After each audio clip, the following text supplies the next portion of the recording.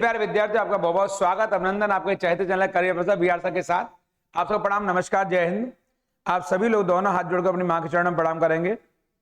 दीपावली का पवित्र पर्व चल रहा है। इस प्रकाश पर्व आप सबको बहुत बहुत बधाइयां, बहुत बहुत शुभकामनाएं।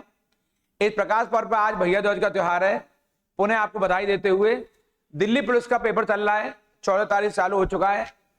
दिल्ली पुलिस के सारे प्रश्न वही आए जो हमने बताए आपको देख के अत्यंत हर्ष होगा। आपने पेपर देखे होंगे तो आपको अंदर से ऊर्जा मिलेगी कि गुरुजी ने जो जो प्रश्न कराए एग्जाम में सारे वही प्रश्न आ रहे हैं आपके। तो इसलिए आपको इस प्लेटफॉर्म में लगातार बने रहना है। और इस चैनल को सब्सक्राइब नहीं किया तो ये सब्सक्राइब कर लीजिए, लाइक शेयर करना बिल्कुल नहीं भूलेंगे। दिल्ली पुलिस का एक भी एक प्रश्न वही आया है जो आपको मैंने एग्जाम में कराया है या फिर ऑनलाइन क्लास में करा रहा हूं आप लोगों को। तो मैं आपको लिए चलता हूं आपके चहेते उसी प्लेटफॉर्म पर, पढ़ाई की पंचायत पर। हम बात करूंगा आपसे यहीं पर, इस पढ़ाई की पंचायत पर। आज मैं आपके लिए करंट अफेयर्स लेकर आया हूं यहां पर, और करंट अफेयर्स के उन पहलुओं बात करूंगा मैं आपसे 2023 के करंट अफेयर्स पर। यहां पर ये बहुत आपके लिए महत्वपूर्ण है। यहां पर ये वो प्रश्न है जो आपके एग्जाम में आने ही आने, इसे लगातार इस चैनल पर तब तक बने रहेंगे जब तक वीडियो समाप्त नहीं हो जाती है।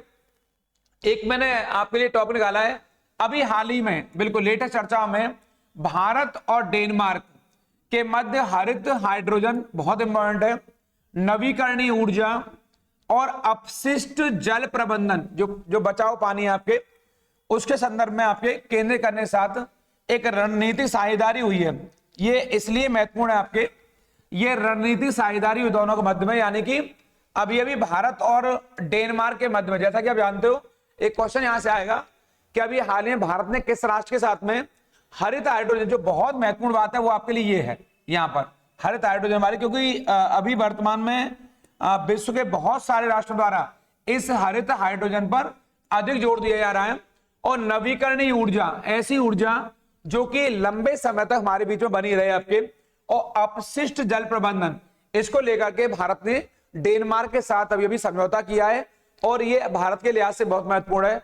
डेनमार्क एक ऐसा राष्ट्र है यूरोप का जो बहुत महत्वपूर्ण डेयरी फार्मिंग में और मिक्स्ड फार्मिंग में बहुत तगड़ा काम कर रहा है आपके। और डेनमार्क की राजधानी कोपेनहेगन है, ये बहुत महत्वपूर्ण है हमारे लिए। इस क्रम में मैं आपके लिए अगली बात बताऊंगा, ये ब्रिक्स के लिए, ये ब्रिक्स देशों का 15वां शिखर सम्मेलन आपको पता होगा, ये जोहानसबर्ग में हुआ है। यहां पर ब्रिक्स राष्ट्रों का, जोहानसबर्ग एक शहर है दक्षिण अफ्रीका का, और यहीं पर ब्रिक्स राष्ट्रों में ये कुछ राष्ट्रों को शामिल किया गया है। इसमें जो राष्ट्र शामिल हुए हैं वो 6 राष्ट्रों को ब्रिक्स राष्ट्रों में शामिल किया गया है। एक अर्जेंटीना बहुत महत्वपूर्ण है, मिस्र यानी इजिप्ट को शामिल किया गया है, ईरान को शामिल किया गया ब्रिक्स में, सऊदी अरब को शामिल कर लिया गया है, इथियोपिया अफ्रीकी महाद्वीप का राष्ट्र है, और जो संयुक्त अरब अमीरात है जो कि आपका एशियन राष्ट्र है, संयुक्त अरब, यूएसए हम लोग यूएई भी बोलते हैं, क्या बोलते हैं इसको, यूएई भी बोलते हैं इसको, यूनाइटेड अरब अमीरात। इन 6 देशों को ब्रिक्स में शामिल कर दिया गया है। इसका मतलब हुआ अब ब्रिक्स राष्ट्रों की संख्या बढ़कर 11 हो गई है। कितनी हो गई है? इनकी संख्या 11 हो गई है। ये आपके लिए बहुत बहुत महत्वपूर्ण है। इसका मतलब हुआ ब्रिक्स का मतलब क्या है हमारे, तो जैसा कि आप देख पा रहे हैं, बी का समीकरण हमारे यहां से ब्राजील से है, आर का समीकरण रूस से है, आई का समीकरण इंडिया से, सी का समीकरण चाइना से, और एस का समीकरण साउथ अफ्रीका से। जैसा कि आप जानते हो आपके कि ब्रिक्स की जो स्थापना हुई है वो एक लंबे समय से मांग हो रही थी, लेकिन इसका पहला सम्मेलन जो हुआ है वो 2009 में यहां पर रूस के येकाटेनबर्ग में, रूस के येकाटेनबर्ग, ये आपको लिखना भी है, रूस का ये शहर है येकाटेनबर्ग, यहां पर इसका पहला सम्मेलन हुआ। और ये क्रमशः हर साल सदस्य राष्ट्र में होता है। तो B for Brazil, R for Russia, I for India, C for China, S for South Africa. लेकिन साउथ अफ्रीका इसमें कब शामिल हुआ है? 2010 में। शुरुआत में इसका नाम यहां पर ब्रिक होता था, लेकिन ब्रिक्स कब हुआ है? 2010 में हुआ है। और आपके लिए जो बहुत महत्वपूर्ण जानकारी वो है कि ये 6 राष्ट्र जो शामिल हुए हैं, ये 6 राष्ट्र की जो सदस्यता है वो 1 जनवरी 2024 से प्रभावी हो जाएगी। यानी ब्रिक्स जो है, उस ब्रिक्स में अब 11 राष्ट्र होंगे। अभी तक ब्रिक्स में 5 राष्ट्र हुआ करते थे, जो संस्थापक सदस्य राष्ट्र 4 थे। ब्रिक हुआ करता था, मैं फिर बता रहा हूं पुनः आपको, ये ब्रिक हुआ करता था, ब्रिक, ब्राजील, रूस, इंडिया, चाइना। लेकिन साउथ अफ्रीका जुड़ने से ब्रिक्स हो गया आपके। और अब इसको ब्रिक्स में 6 राष्ट्र और जोड़ दिए गए, तो आपको इसको रट के जाना। अब 1 जनवरी 2024 से ब्रिक्स राष्ट्रों की संख्या 11 हो जाएगी। अब तक 5 होती थी, 6 राष्ट्र इसमें और शामिल कर दी गए। एक क्वेश्चन आपके एग्जाम में बहुत महत्वपूर्ण बनेगा, यह बन सकता है, मैं पुनः वापस लेकर आ रहा हूं वहीं पर। यह क्वेश्चन बन सकता है कि इस ब्रिक्स में अफ्रीका महाद्वीप के कितने राष्ट्र जोड़े गए ब्रिक्स में। तो आप जान लेना एक बात को कि इसमें जो अफ्रीका महाद्वीप के राष्ट्र हैं वो ये एक तो इथियोपिया, ये वाला, ये अफ्रीका महाद्वीप का है, ये अफ्रीका महाद्वीप का राष्ट्र है ये वाला, ये आपके लिए बड़ा महत्वपूर्ण है ये वाला। इसके अलावा जो आपका जो मिस्र है ये भी अफ्रीका महाद्वीप का ही राष्ट्र है, इसको कर लेंगे यहां से आपके। ये अर्जेंटीना साउथ अमेरिका का राष्ट्र है, ईरान एशिया में है, सऊदी अरब एशिया में और यूएई आपके एशिया में, यानी अफ्रीका महाद्वीप के 2 राष्ट्र। और जो ऊपर दिखाई दे रहा है आपको अर्जेंटीना, ये राष्ट्र आपका दक्षिण अमेरिका का राष्ट्र है, ये दक्षिण अमेरिकी महाद्वीप का राष्ट्र है यहां से। तो इसका मतलब हुआ ब्रिक्स में अब कुल 11 राष्ट्र हो जाएंगे। अब तक ये राष्ट्र 5 हुआ करते थे और मैंने बता दिया है 2009 में इसका सम्मेलन हुआ है। इस क्रम में मैं आपको आगे लेके जाऊंगा। 18 अगस्त 2023 को यहां पर भारत के बेंगलोर में, ये बंगलुरु कहते हैं, बेंगलोर शहर में शून्य छाया दिवस देखा गया है। तो आपके मन में आएगा इसको जीरो शैडो डे देखा गया है। क्या तारीख को? ये देखें 18 अगस्त 2023 को। ये करंट अफेयर्स का बड़ा महत्वपूर्ण क्वेश्चन है। कहां देखा गया है? बेंगलोर शहर में देखा गया है। तो आपके मन में क्वेश्चन आएगा यहां पर कि आखिर ये शून्य छाया प्रदेश क्या होता है।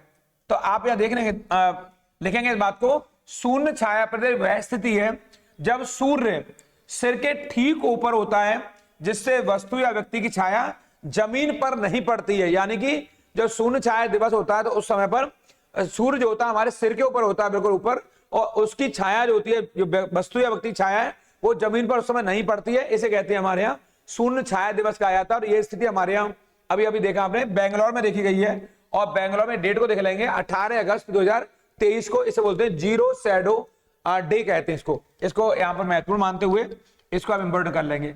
इस क्रम में मैं आगे बताऊंगा आपको ये अग्निबाण क्या है। अभी अभी चर्चा में रहा है बहुत ज्यादा है कि अग्निबाण क्या है। तो अग्निबाण का मतलब यहां पर अग्निबाण चेन्नई में स्थित अग्नि कॉस्मोस कंपनी द्वारा तैयार किया गया एक ये 3D प्रिंटेड रॉकेट, एक व्हीकल है आपके, या अर्थात ये एक प्रक्षेपण वाहन है। क्या ये? एक लॉन्चिंग व्हीकल है, जैसे रॉकेट व्हीकल है आपके, जिसे अग्निबाण कहा जाता है। क्वेश्चन आपके एग्जाम बनेगा कि अग्निबाण क्या है, तो आप बताएंगे यह एक रॉकेट व्हीकल है, अर्थात यह एक आपके प्रक्षेपण वाहन है, बहुत इंपॉर्टेंट है, और यह चेन्नई में स्थित है। इसका नाम है अग्निबाण। इस क्रम में आप आगे कर लेंगे। भारत में 3D प्रिंटिंग टेक्नोलॉजी निर्मित देश का पहला जो पोस्ट ऑफिस है, डाकघर है, वो भी बेंगलोर में यहाँ पर, यानी कि ये कर्नाटक में स्थापित किया गया आपके अभी आपके। यानी क्वेश्चन अगर आएगा क्वेश्चन आपके एग्जाम में कि 3D प्रिंटिंग टेक्नोलॉजी से निर्मित देश का पहला पोस्ट ऑफिस कौन सा है, तो बताएंगे आप लोग ये बेंगलोर में। इसको देख लेंगे आप लोग यहाँ से। ये फर्स्ट पोस्ट ऑफिस है पूरे इंडिया का।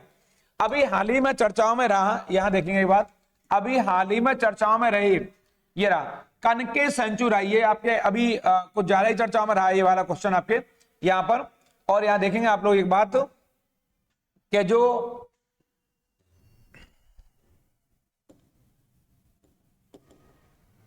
कनके सेंचुराई ये कहां स्थित है, तो आप बताएंगे ये कनके सेंचुराई पहली बात तो श्रीलंका में स्थित है। यहां पर पहली बात तो यही है आपके।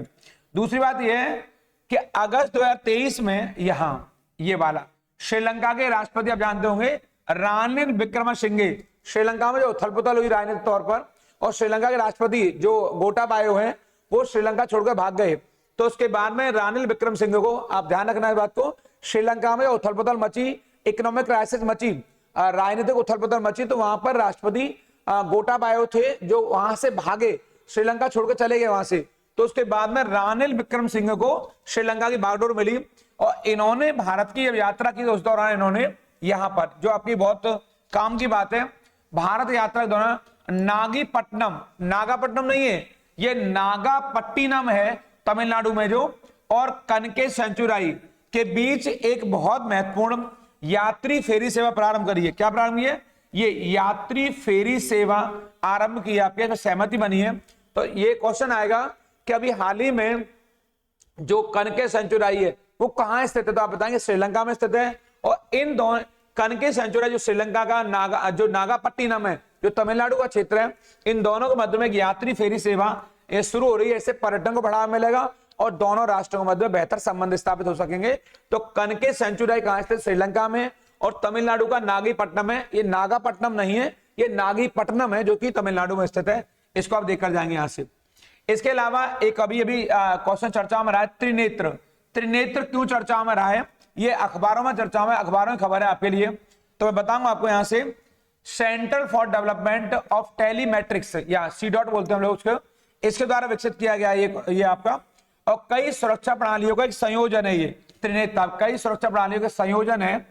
ये जो 24 घंटे वास्तविक समय पर कार्रवाई योग्य साइबर सुरक्षा स्थिति और साइबर खतरों का पता लगाने के लिए हमें समाधान प्रदान करता है। क्या नाम है इसका? त्रिनेत्र है। हम बता सकते हैं कि हमारे यहाँ साइबर सुरक्षा स्थिति और उससे जुड़े हुए मामलों पर जो हमें समाधान प्रदान कर रहा है उसका नाम क्या है? त्रिनेत्र है। इसको रट के जाएंगे। साइबर सुरक्षा से जुड़े हुए मामलों पर और उसके संदर्भ में समाधान प्रस्तुत करने संदर्भ में हमें जो सुविधा प्रदान कर रहा है उसका नाम त्रिनेत्र है। इसे आप रट कर जाएंगे। ये मैं फिर कहूंगा, दिल्ली पुलिस में वही प्रश्न आए जो हमने बताया आपको। लगा एक भी क्वेश्चन ऐसा नहीं है जो मैंने जीएस में पढ़ाया हो या करंट में पढ़ा रहा हूं वहां से आया ना हो। इसलिए इन करंट अफेयर की इन सारी बातों को आप देखकर जाएंगे। ये बहुत महत्वपूर्ण और आगे आने वाले सभी पेपरों के लिए सारे करंट अफेयर्स आपके लिए इंपॉर्टेंट है। फिर मैं कहूंगा, इस चैनल को सब्सक्राइब नहीं किया है, तेजी सब्सक्राइब कर लीजिए। लाइक शेयर करना बिल्कुल नहीं भूलेंगे, क्योंकि मैं आगे बहुत सारी महत्वपूर्ण बात आपके लिए बताने वाला हूं। और मैं एक ऐसा नया वीडियो लेके आने वाला हूं आपके लिए, एक मैराथन क्लास के रूप में, जहां से बहुत सारे प्रश्न आपको मिलने वाले हैं। इस क्रम में ये चंद्र मिशन आपने सुना है, बहुत ज्यादा चर्चाओं में रहा अभी आपके। और चंद्र मिशन उस समय चर्चाओं में आ गया जब अभी भारत ने पहली बार दक्षिणी चंद्रमा के दक्षिणी भाग पर अपना चंद्र मिशन भेज करके पूरी दुनिया में बढ़त हासिल कर ली आपके। ऐसा करने वाला भारत दुनिया का पहला राष्ट्र हो गया है जिसने चंद्रमा के साउथ पोल पर अपना मिशन भेजा है। चंद्रयान प्रथम, इसे मून इंपैक्ट प्रोब MIP बोलते हैं, 2008 में। आप जानते होंगे जब कोई भी चंद्र मिशन भेजा जाता है तो जिस सतह पर चंद्रमा की जहां उतरता है, वो जहां टकराता है, तो उसको कोई ना कोई नाम दिया जाता है, एक एस्ट्रोनॉमिकल नेम देना होता है उस देश की सरकार द्वारा। तो भारत सरकार ने भी जहां पर वो गिरा हमारा, जहां पर हमने वो अपना मिशन उतारा है आपके, तो 2008 में जब हमारा जो चंद्रयान प्रथम पहुंचा तो उसका नाम दिया जवाहर पॉइंट। क्या नाम दिया गया है? वो नाम दिया है जवाहर पॉइंट, नाम दिया है इसको, जहां पर हमारा मून इंपैक्ट प्रोब उतरा था यहाँ पर, और जहां तिरंगा हमारा पहली बार लहराया था आपके। इस क्रम में आप जानते होंगे चंद्रयान 2 जब हमारा गया है, तो चंद्रयान 2 कब गया हमारा? 2019 में। वर्ष 2019 में चंद्रयान 2 हमने भेजा है। उस जहां हमारा विक्रम लैंडर उतरा था उसे तिरंगा पॉइंट नाम दिया गया है। आप जानते होंगे 2002 में भी हमारा विक्रम लैंडर उतरा था, और 2023 में भी हमने विक्रम लैंडर को सफलतापूर्वक उतारा है। लेकिन 2019 में विक्रम लैंडर टकरा के हमारा गिर चुका था, तो वो हमारी सॉफ्ट लैंडिंग नहीं हो पाई थी वहां पर। और हमारा रोवर था प्रज्ञान, वो कहीं ना कहीं, ये हमारा जो चंद्रयान 2 है, इसे हम असफल तो नहीं कहेंगे, लेकिन कुछ अर्थों में जो भारत चाहता था वैसा सफलता हमारा अभियान पूरा नहीं हो सका। लेकिन 2023 में भारत ने दक्षिणी ध्रुव पर चंद्रमा के दक्षिणी ध्रुवीय भाग पर, दक्षिणी ध्रुवीय क्षेत्र पर अपनी सॉफ्ट लैंडिंग करा के दुनिया को अचंभित कर दिया, क्योंकि आज तक चंद्रमा के दक्षिणी भाग पर कोई भी अपने मिशन को कामयाब नहीं कर सका है। और भारत ने वहां चंद्रयान 3 के माध्यम से जहां अपना लैंडर उतारा, क्या नाम है? विक्रम लैंडर, और रोवर का नाम क्या है? प्रज्ञान नाम है। और जिस जगह उतरा हमारा उसे नाम दिया प्रधानमंत्री जी द्वारा शिव शक्ति पॉइंट। तो मैं 3 बार बताई मैंने आपको, अगर चंद्रयान फर्स्ट आएगा तो तिरंगा पॉइंट बताएंगे, और चंद्रयान 2 आएगा, चंद्रयान फर्स्ट आएगा तो जवाहर पॉइंट बताएंगे, चंद्रयान 2 आएगा तो तिरंगा पॉइंट बताएंगे, और चंद्रयान 3 आएगा तो अपने शिव शक्ति पॉइंट बताएंगे। 3 पॉइंट हैं जिस स्थान में कोई चंद्रमा हमारा मिशन उतरता है, जहां पर छोड़ा जाता है, उसको कोई ना कोई नाम दिया जाता है। तो 3 नाम बताए, जवाहर पॉइंट पहले का है, तिरंगा पॉइंट दूसरे का है, और अभी शिव शक्ति पॉइंट है, ये तीसरे का है। इसको रट कर जाएंगे यहां से। इस क्रम में मैं आपको आगे बताऊंगा चुनाव आयोग। अभी चर्चा हमारे यहाँ, आप जानते होंगे भारतीय संविधान के अनुच्छेद 324 में चुनाव आयोग का उल्लेख हुआ, आप जानते हैं। 324 में इसका उल्लेख हुआ है, किसका? इलेक्शन कमीशन ऑफ इंडिया का। अब मैं बताऊंगा थोड़ी सी बात आपको, बेसिक बात बताऊंगा। इस समय CIC है, चीफ इलेक्शन कमिश्नर है जो, वो हमारे राजीव कुमार, यानी मुख्य चुनाव आयुक्त कौन है देश के? राजीव कुमार है। जबकि 2 अन्य चुनाव आयुक्त हैं, अनूप चंद्र पांडे, एसी पांडे और अरुण गोयल जी हमारे यहाँ। यानी मैं कह सकता हूं हमारे यहाँ बहुसदस्यीय चुनाव आयोग है। बहुसदस्यीय माने उसमें एक से अधिक चुनाव आयुक्त हैं, एक मुख्य चुनाव आयुक्त होते हैं और 2 अन्य चुनाव आयुक्त होते हैं, उनसे मिलकर चुनाव आयोग का निर्माण होता है। हमारे आयोग नाम की संस्था है जो चुनावों को संपन्न कराती है, इसका दायित्व होता है। हमारे चर्चाओं में क्यों है ये भी चर्चाओं में इसलिए आपके कि आयोग ने ये मतदाता जागरूकता और शिक्षा के लिए कुछ राष्ट्रीय आइकन अभी नियुक्त किए हैं ताकि चुनाव में अधिक से अधिक लोगों की भागीदारी को सुनिश्चित किया जा सके, विशेषतः युवाओं को और महिलाओं को मतदान के लिए प्रेरित किया जा सके ताकि ज्यादा से ज्यादा लोग चुनावों में मतदान में भाग ले सकें। तो मैंने बताया आपको आयोग मतदाता जागरूकता, ये जो हमारी वोटिंग जो अवेयरनेस है उसके लिए प्रचार प्रसार के लिए आइकन चुने। इनमें भारत के खेल रत्न है, ये देश के भी रत्न है, सचिन तेंदुलकर, इनको आइकन बनाया है। राजकुमार राव ये फिल्मी अभिनेता है, हीरो हैं फिल्मों की दुनिया के, ये फिल्मी दुनिया के हीरो हैं और ये खेलों के हीरो हैं, दोनों ही हीरो हैं, ये खेल के हीरो हैं, ये खेल के सुपरस्टार है आप जानते हैं। और ये भारत रत्न भी हैं सचिन तेंदुलकर, और सबसे कम उम्र में भारत रत्न पाने वाले सचिन एकमात्र व्यक्ति हैं जिन्हें मात्र 40 वर्ष की अवस्था में भारत रत्न से सम्मानित किया गया। ये हमारे लिए बड़े गौरव की बात रही आपके। इस समय मैं बताऊंगा आपको महत्वपूर्ण बात यह है, राजकुमार राव को कुछ और लोगों को चुनाव आयोग राष्ट्रीय आइकन बना रहा है ताकि चुनावों के प्रति लोगों को अवेयर किया जा सके। और वर्ष 2024 में जो हमारे यहाँ लोकसभा के चुनाव होने वाले हैं उनमें अधिक से अधिक युवाओं और महिलाओं की भागीदारी हो सके, उसके लिए अवेयर किया जाएगा। तो सचिन तेंदुलकर, राजकुमार राव और कुछ और भी लोग हैं जिन्हें इससे जोड़ा जा रहा है राष्ट्रीय आइकन के तौर पर, इनको आप याद करके जाएंगे यहाँ से। इसके अलावा मैं बताऊंगा आपको ये एनसीएफ अभी चर्चाओं में। पहली बात तो बताऊंगा आपको एनसीएफ की फुल फॉर्म क्या होती है। एन का मतलब नेशनल, सी का मतलब करिकुलम और एफ का मतलब फ्रेमवर्क। ये एनसीएफ की फुल फॉर्म है क्योंकि कहीं ना कहीं एक फुल फॉर्म आ जाती है और इसको हिंदी में बोलते हैं यहाँ पर राष्ट्रीय पाठ्यचर्या ढांचा, राष्ट्रीय पाठ्यचर्या ढांचा आपके यानी नेशनल करिकुलम फ्रेमवर्क। इसके अंतर्गत इसके जो अध्यक्ष रहे ये के कस्तूरी रंगन है, जिनके द्वारा ये एनसीएफ तैयार किया गया है वर्ष 2023 का। ये इसरो के पूर्व चेयरमैन, आप जानते होंगे हमारे देश में जो नई शिक्षा नीति का ढांचा तैयार किया है वो के कस्तूरी रंगन जी ने किया है। और ये के कस्तूरी रंगन कौन है, ये इसरो के पूर्व चेयरमैन रहे, पूर्व अध्यक्ष रहे। तो आपके नेतृत्व में ही एनईपी न्यू एजुकेशन पॉलिसी तैयार की गई है।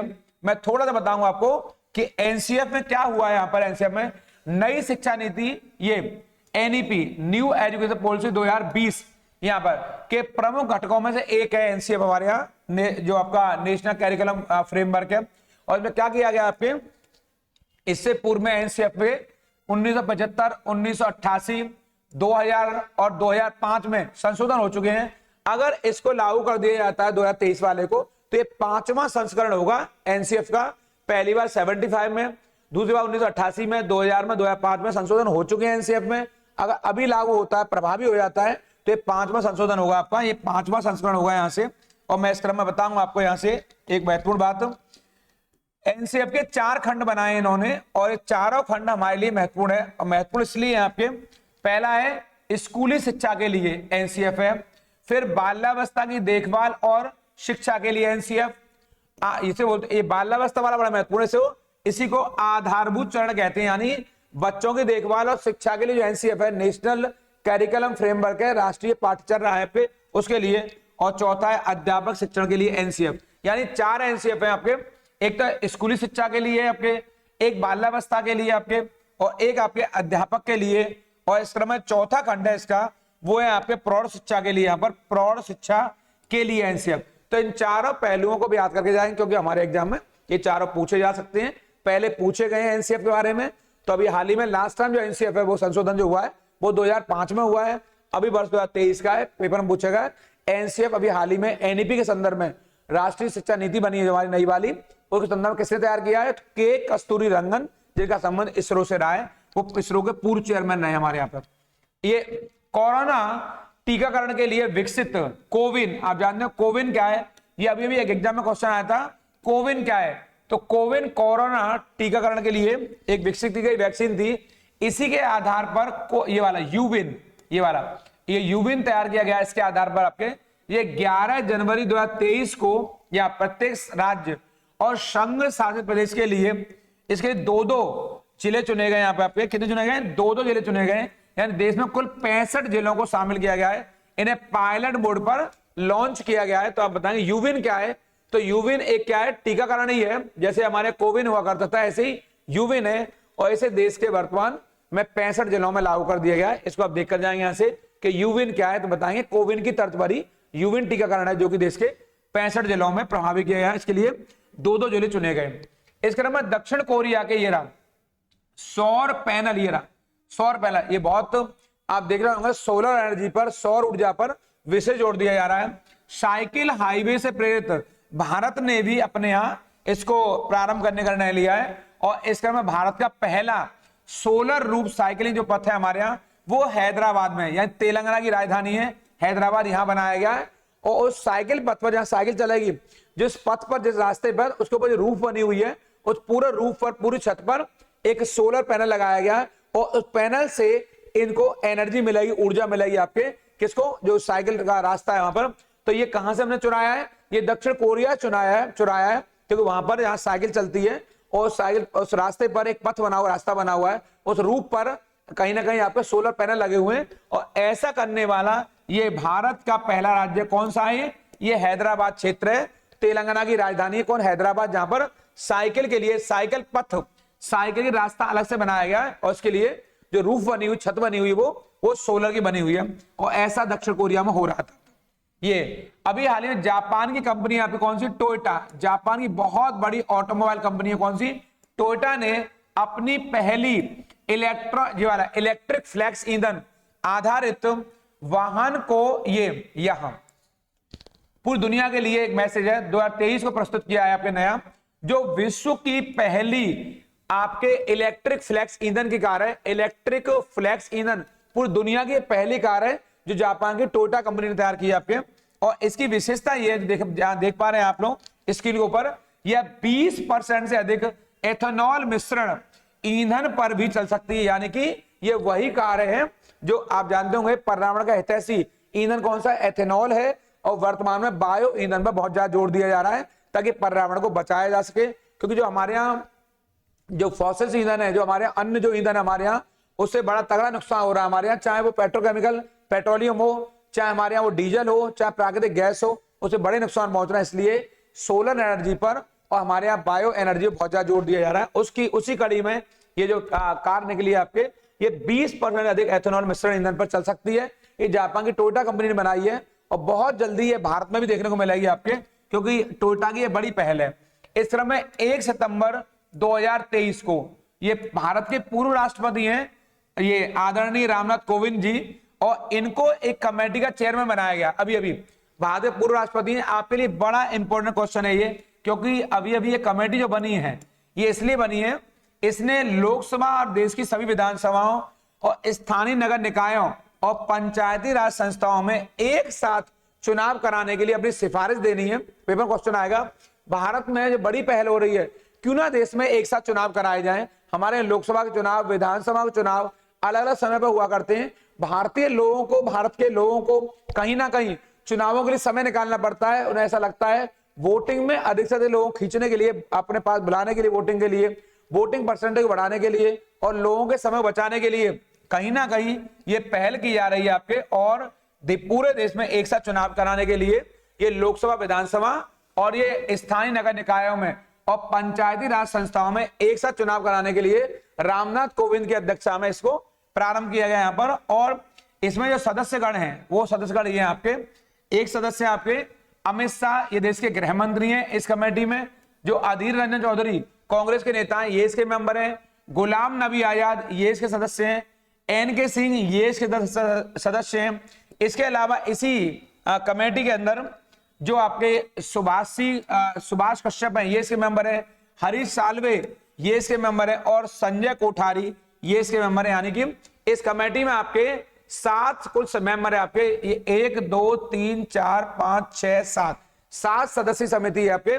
और इसके अध्यक्ष कौन है? रामनाथ कोविंद जी हैं, जो पूरे भारत में एक साथ चुनावों कराने के लेकर अपनी रिपोर्ट जारी करेगी, संभावना व्यक्त करेगी कि आप पूरे भारत में एक साथ चुनाव हो सकते हैं। और हो सकते हैं तो उसका ड्राफ्ट क्या होगा, उसका खाका क्या होगा और कैसे पूरे भारत में एक साथ चुनाव कराए जाएंगे, इसको लेकर के रामनाथ कोविंद जी की अध्यक्षता में एक समिति बनी है। इस समिति के मेंबरों को आप देख के जाएंगे, क्योंकि ये सारे मेंबर महत्वपूर्ण है, क्योंकि कहीं ना कहीं इसमें डाल दिया जाएगा राजनाथ सिंह, या डाल दिया जाएगा नरेंद्र तोमर, कुछ ऐसा डाल दिया जाएगा। ध्यान देंगे, अमित शाह है, अधीर रंजन चौधरी हैं, गुलाम नबी आजाद हैं, एनके सिंह है, सुभाष कश्यप है, हरीश साल्वे और संजय कोठारी हैं। यद्यपि अधीर रंजन चौधरी ने इस समिति से अपने आप को अलग करने की बात कही यहाँ पर, लेकिन फिलहाल ये इस कमेटी में शामिल है और अधीर रंजन चौधरी ने अपने आप को यहाँ कहा मुझे इस कमेटी में शामिल नहीं होना है। ये 18वां जो शिखर सम्मेलन है, ये अभी कौन सा वाला जो अभी G20 का हुआ है अभी आपके यहाँ पर, तो ये G20 का सम्मेलन जो चल रहा था वो 9-10 सितंबर 2023 को संपन्न हुआ है।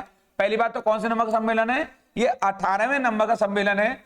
और ये कहां पर आयोजित हुआ है, तो ये सम्मेलन नई दिल्ली में हुआ है। यहाँ पर G20 का सम्मेलन जो, इसके दौरान भारत मंडपम, ये दिल्ली में जो स्थान है भारत मंडपम में ये शिखर सम्मेलन संपन्न हुआ है। लेकिन महत्वपूर्ण बात यहाँ पर ये है, जो एग्जाम में क्वेश्चन आएगा, हार्मोनी ऑफ हार्वेस्ट पर ये एक रंगोली बनाई गई थी, उसमें श्री अन्न, मैं पीछे बता चुका हूं आपको, ये क्वेश्चन अभी एग्जाम आया भी है। श्री अन्न क्या है, तो श्री अन्न का संबंध किससे, मोटे अनाजों से। श्री अन्न मोटे अनाजों और भारतीय रूपांकनों को यहाँ प्रस्तुत किया गया, प्रयुक्त किया गया है।